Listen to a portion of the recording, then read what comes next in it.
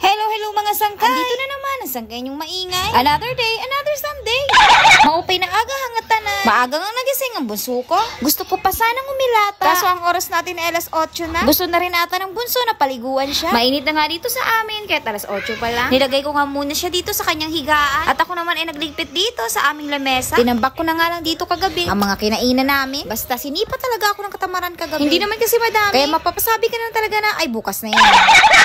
Pati itong basura ngayon ko nga lang may tatapon. Inuha ko na nga rin dito yung basura namin sa CR. Mga diaper nga ni bunso, pati na rin balat ng shampoo. At tinugasan ko na nga rin itong mga hugasin. Kunti nga lang ito kaya tatama rin kang hugasan. At nilinis ko na nga rin itong lababo namin. At dahil wala pang ilaw sa aming CR, dito nga muna ako sa aming lababo maghihilamos. Lalaki na nga talaga ng aking tigyawat. At naisipan ko na nga rin mag-toothbrush.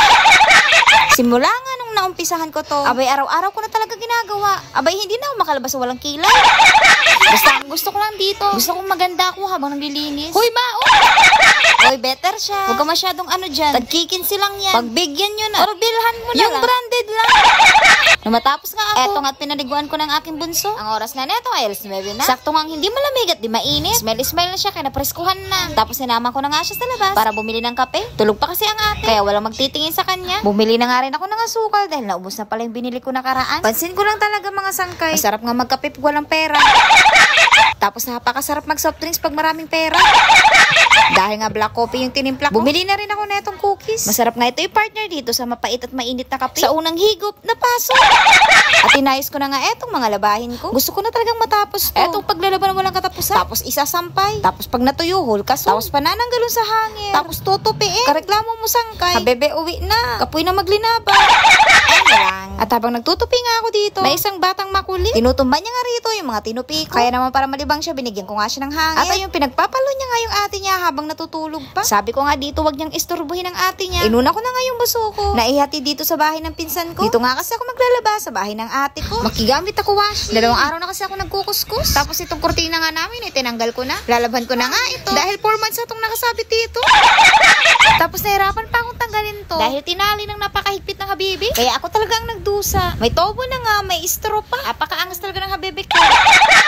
Tapos ang matanggal ko na nga, ginising ko na nga dito ang aking pilisa. Nagpasuklay nga siya, tagpaipit. Huwag mo lang talagang sundin ang gusto niya. Maghahalo talaga ang puti sa dikolor. Tapos bagong gising pa, ay sumunod ka na talaga sa gusto niya. Nang di masirang buong araw mo.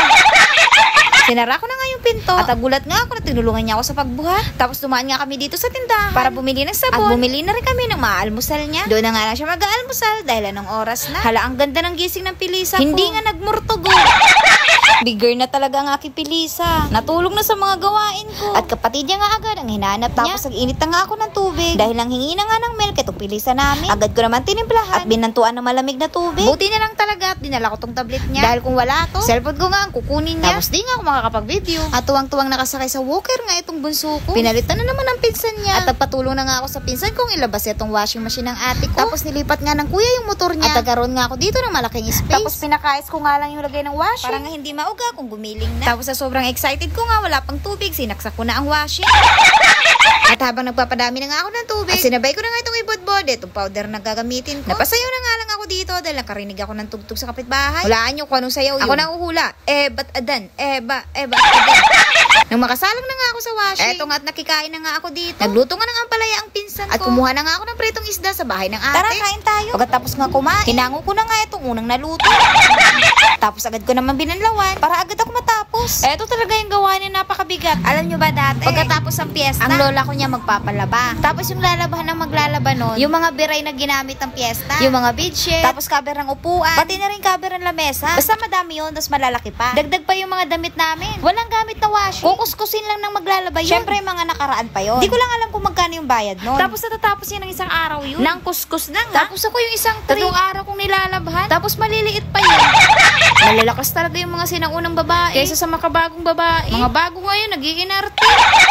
Ayun, sinampay ko nga muna ito dito dahil mainit pa. At patulong na nga ako sa pinsan kong ibalik itong washing na tapos mga alas 2 nga, umuwi na nga rin kami sa bahay. At dahil tuyo na nga itong biray, binalik ko na nga rin ito. At habang busy nga ako dito, may bata ring busy gumalaw sa cellphone ko. At eto lang yung ganap namin sa maghapon. So ayun lang, hanggang dito na lang. Salamat sa panonood. Bye-bye mga sangkay!